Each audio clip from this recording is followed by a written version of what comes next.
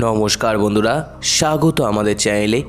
আজকে আমি আপনাদের জাগ্রত মগধেশ্বরী কালীর অলৌকিক কাহিনী সেই বিষয়ে তথ্যাবলী প্রদান করব। সম্পূর্ণ তথ্যটি সংগ্রহ করা আপনাদের কাছে অনুরোধ, ভিডিওটি আপনারা সম্পূর্ণ দেখুন। সিউড়ি 1 নম্বর ব্লকের অন্তর্গত খটঙ্গা পঞ্চায়েতের ভান্ডিরবন ধামের কাছেই রয়েছে এক গ্রাম, নাম বীরসিংহপুর। সেখানেই রয়েছে বহু প্রাচীন এক মা কালীর মূর্তি। দেবীর মূর্তি বেশ ভয়ঙ্করী, সম্পূর্ণ পাথর দ্বারা নির্মিত। মূর্তির বয়স প্রায় 850 বছর। রাজা বীরসিংহের নামেই গ্রামের নাম বীরসিংহপুর। এই গ্রামেই তিনি স্থাপন করেছিলেন রাজধানী, প্রতিষ্ঠা করেছিলেন মা কালী। আজ আর কিছুর চিহ্ন নেই, তবে দেবী কালীর মূর্তি রয়ে গিয়েছে। নতুন করে তৈরি মন্দিরটিও রয়েছে।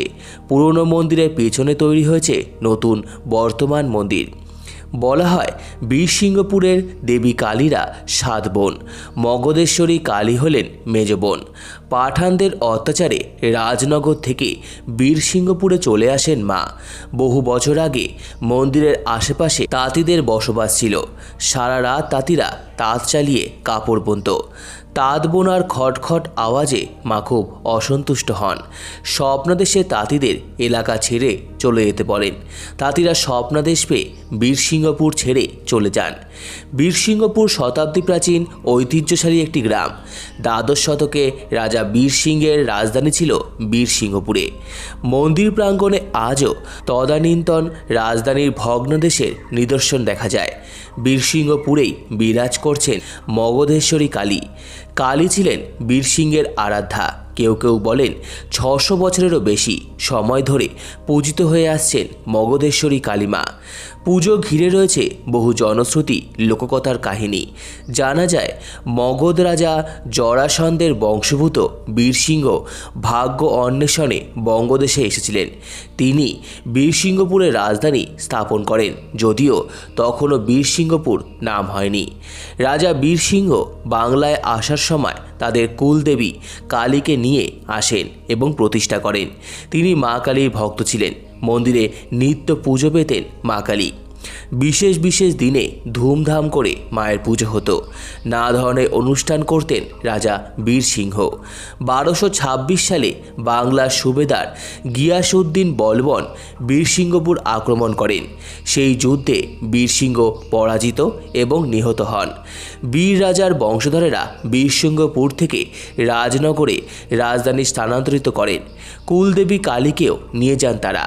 রাজনগরে কালীদহ পুকুরের উত্তর দিকে দক্ষিণমুখী এক বিশাল মন্দিরে কুলদেবী কালীকে প্রতিষ্ঠা করা হয়।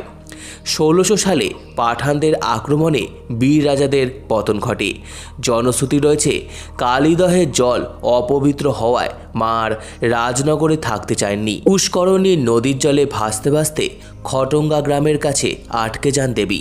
পরের দিন সকালে জেলেরা মাছ ধরতে গিয়ে মা কালীর মূর্তিটি পান। জেলে এবং স্থানীয় ভক্তরা মা কালীর মূর্তিটি বীরসিংহপুর বীর রাজার কালী মন্দিরে প্রতিষ্ঠা করেন। পরে রাজনগরের রাজা আসাদুজ্জামানের দেওয়ান রামনাথ ভাদুরী মন্দির নির্মাণ করেন এবং নিত্য ব্যবস্থা করেন।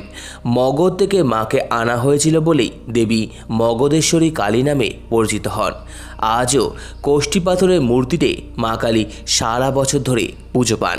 দীপান্বিতা অমাবস্যার রাতে কালী পুজো উপলক্ষে প্রচুর ভক্তের সমাগম হয়। মন্দিরে দেবী খুবই জাগ্রত। মনস্কামনা পূরণের জন্য মায়ের কাছে বহু ভক্ত ধর্ণা দেন। বিভিন্ন প্রান্ত থেকে পুণ্যার্থীরা মা কালীর মন্দিরে আসেন পুজো দিতে।